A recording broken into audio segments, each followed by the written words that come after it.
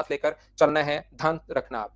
सबसे पहला पॉइंट अगर आप लोगों को पता हो, आप सिर्फ और सिर्फ इस बोर्ड पर लिखी हुई लाइन याद रखना गंगाराम, बिल्कुल आप इतनी मेहनत मत किया करो मेरे भाई। यहाँ पर अपने पास 2 इक्वल पार्ट्स में डिवाइड करने वाली लाइन एंगल बाइसेक्टर होती है।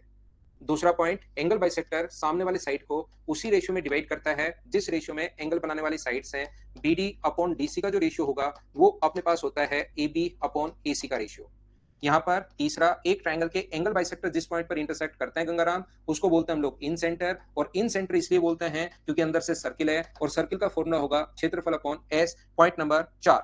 5 नंबर पॉइंट आपको समझना है कि कभी भी अगर अपने पास यहाँ पर ए, बी और सी है, ये ए है, ये बी है और ये सी है, आई अपने पास इन सेंटर अगर है तो ए आई और आई डी का जो रेशियो अपने पास होगा वो अपने पास होगा कितना, b plus c is to a का रेशियो होगा। 6 नंबर पॉइंट मैंने आपको समझाने की कोशिश की, ये कल की क्लास में मैं आपको पढ़ा कर गया था। ये एम है, ये एन है, ये सी है, ये बी है, ये डी है, ये अगर ए है तो एम बी स्क्वायर प्लस अपने पास एन सी स्क्वायर बराबर होता है मैन प्लस डेड। ये पॉइंट कल की क्लास में मैंने आपको बताए थे।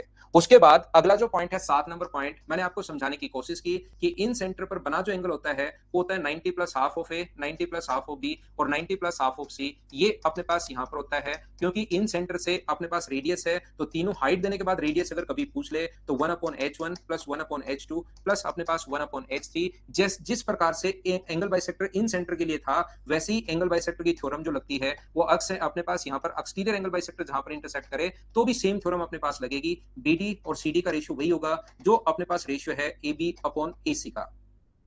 अगला जो पॉइंट है, पॉइंट नंबर 10, मैंने आपको समझाने की कोशिश की कि एक्सटीरियर एंगल बाइसेक्टर जिस पॉइंट पर इंटरसेक्ट करते हैं उसको बोलते हैं हम लोग एक्स सेंटर या बहिर के अंदर, ये वाला जो पॉइंट है।